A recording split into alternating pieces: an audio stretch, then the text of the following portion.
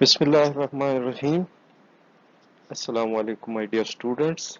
This is Dr. Muhammad Shafiq, lecturer of philosophy at Department of Islamic and Pakistan Studies, Guwahati University of Science and Technology. The course I'm teaching you this semester is Kalam and Philosophy of Islam, and the course code is ISL 471. Today we are going to discuss skepticism. It's another epistemic theory, and this lecture is in the sequence of our previous lectures in which we are discussing different epistemic theories which are trying to define the nature and validity of knowledge, being epistemology branch of philosophy in general. These are the outlines of today's lecture. What is skepticism? Uh, what's the meaning of skepticism? What's the root of the word skepticism? We will briefly discuss skepticism before Rene Descartes. That is, what was skepticism among the ancient Greeks and medieval period and modern period. And we will discuss in detail Rene Descartes' skepticism, which is considered as one of the most authentic philosopher on the subject of skepticism. And lastly, we'll discuss the outcomes of today's lecture. Now, what is skepticism? As far as skepticism is concerned, it is spelled like Skepticism, and it is also spelled like Scepticism. So both of the spellings, they are correct.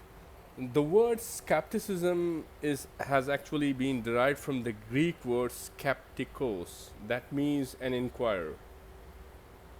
So according to Encyclopedia Britannica, skepticism, also spelled skepticism, in Western philosophy, the attitude of doubting knowledge claims set forth in various areas.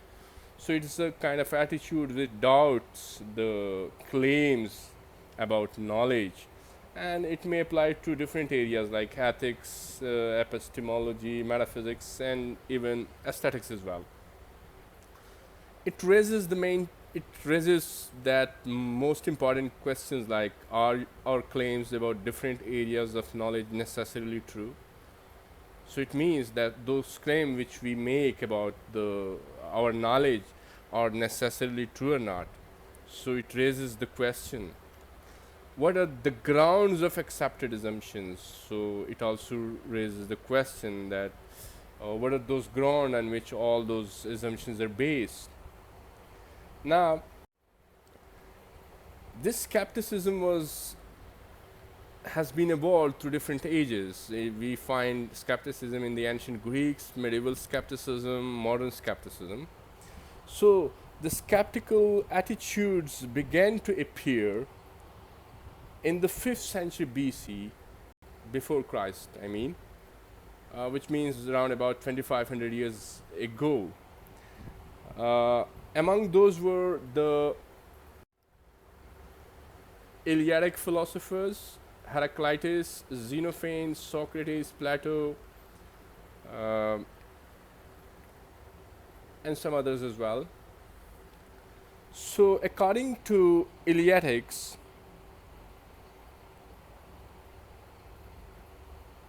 there is no existence of the plurality of change. The Eleatics actually considered reality as something static one. They rejected the notion of the plurality of change. We also have Heraclitus. Heraclitus is a famous philosopher among Greeks, and he's famous for his very notion of change. According to Heraclitus,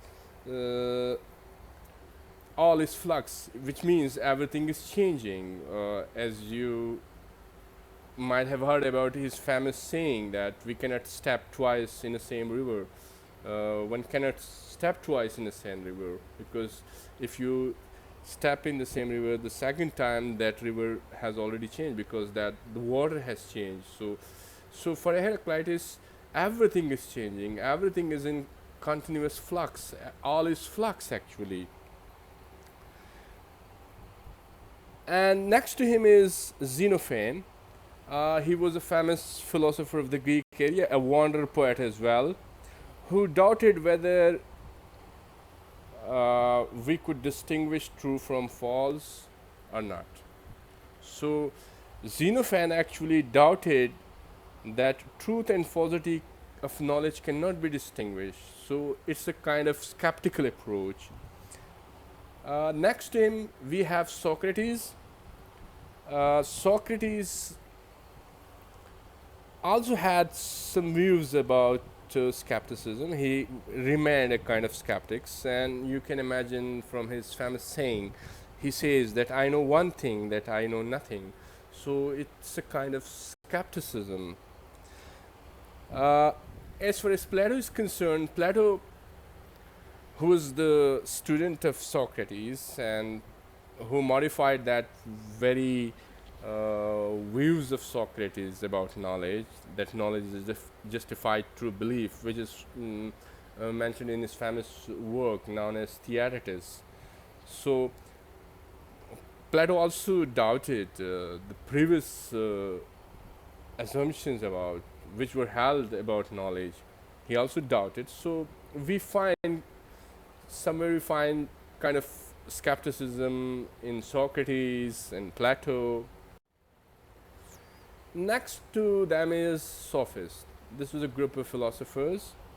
Among Sophists, Protagoras is one of the famous philosophers.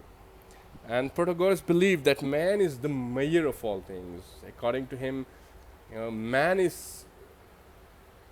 sets the criteria. A person sets the criteria.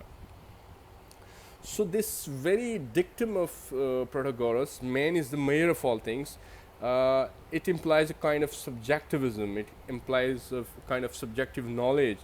It means that the views are not ultimately or objectively true, but each view is actually merely one person's opinion. So there is no objectivity of knowledge. So it's the man who measures things. Man is the measure of all things. So for again, I would say for Sophists, especially for Protagoras, skepticism means that no views are ultimately or objectively true, but each view is merely one person's opinion. Next to him is Pyrrho. Pyrrho was another Greek skeptic. According to Pyrrho, when he applied his own skepticism, nothing could be considered as good or bad. It merely seems so. Actually, it is the custom, traditions of the people that makes things good or bad, or in other words, that render things good or bad. There is no such thing.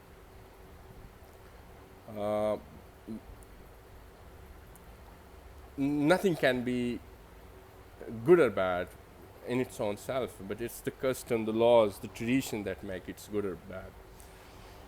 Next to him is Gorgias. He was and perhaps he's one of the most very much clear and most dominating skeptic among Greek period.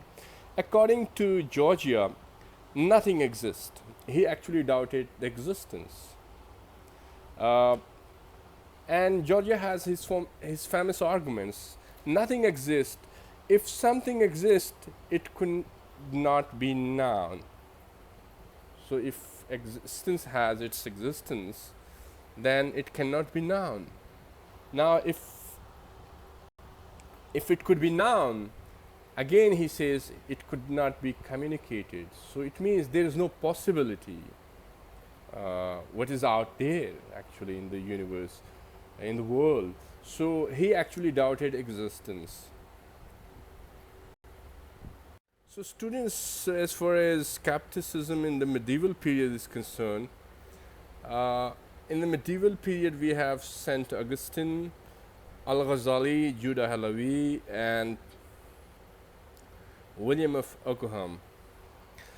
In the Middle Ages, uh, it was Saint Augustine who was influenced by Cicero's views.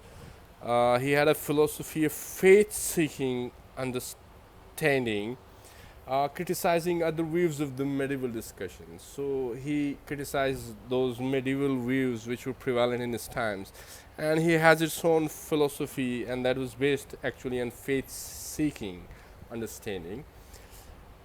Next to him is Al-Ghazali. He's the famous philosopher of the Muslim history. Ghazali contributions to the world of philosophy are enormous.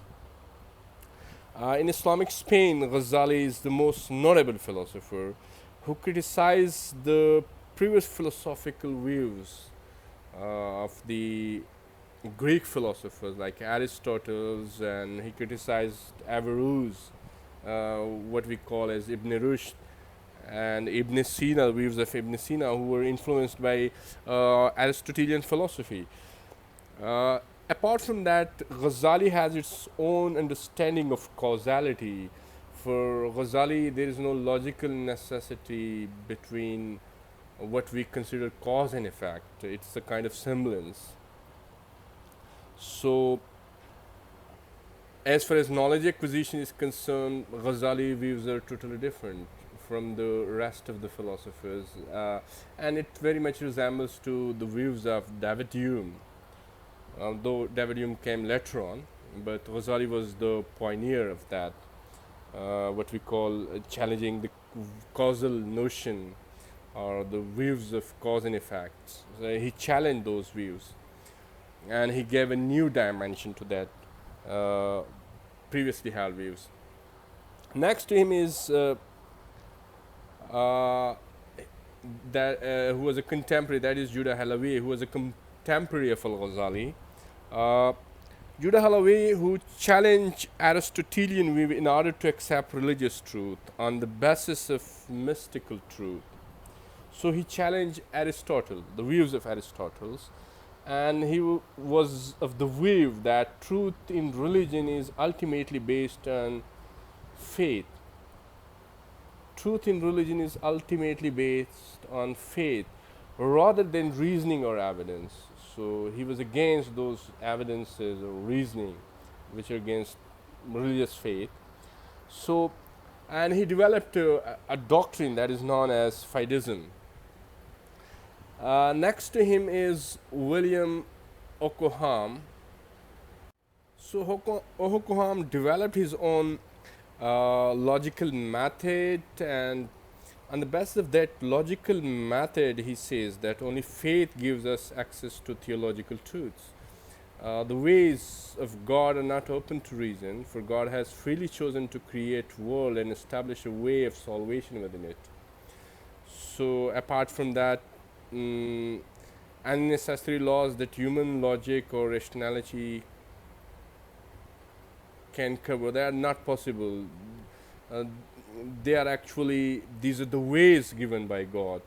So he was a kind of skeptic in a sense, because he has its own methodology, challenge the previous assumptions of the then theology. Students, as far as skepticism is concerned, Rene Descartes is one of the most famous philosopher, famous for skepticism.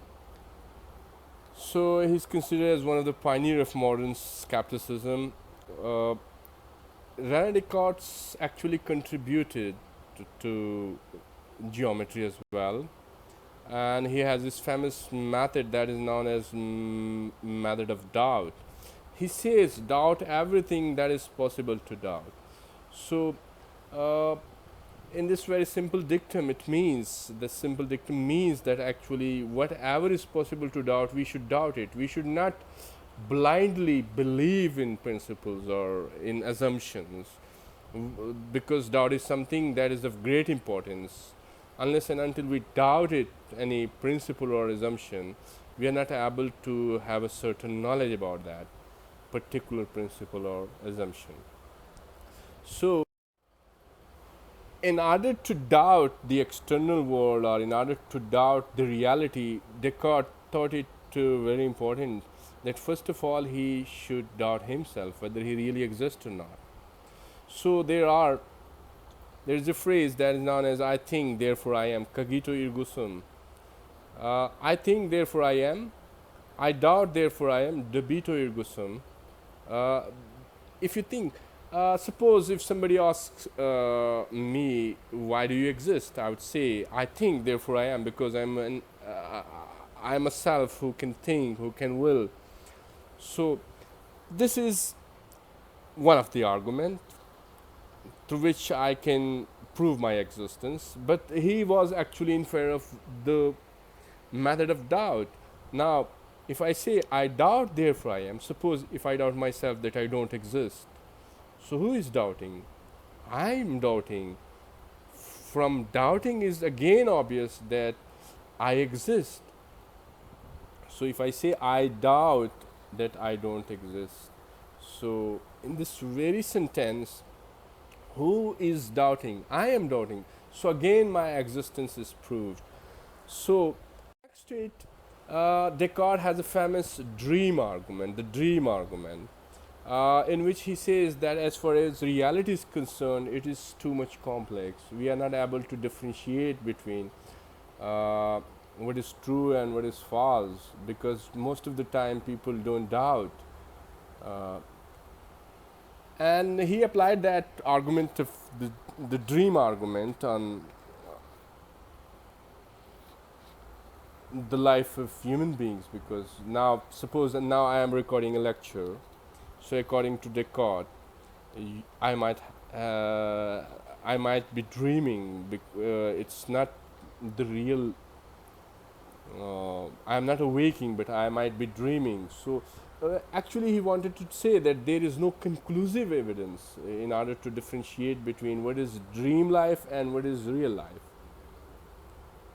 because most of the things, they are very much common between dreaming life and waking life. When one is awake, one may have a perception. In dreams, one may have a perceptions, or one may have some feelings.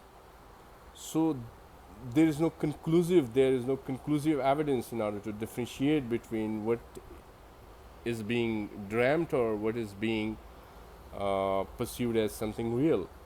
But in the latter part of his famous book, uh,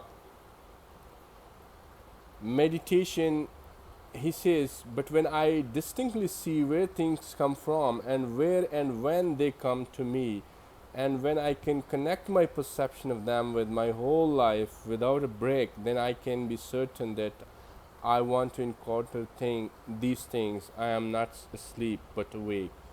So, uh, this dream argument is actually focused on whether we human beings are asleep or awake.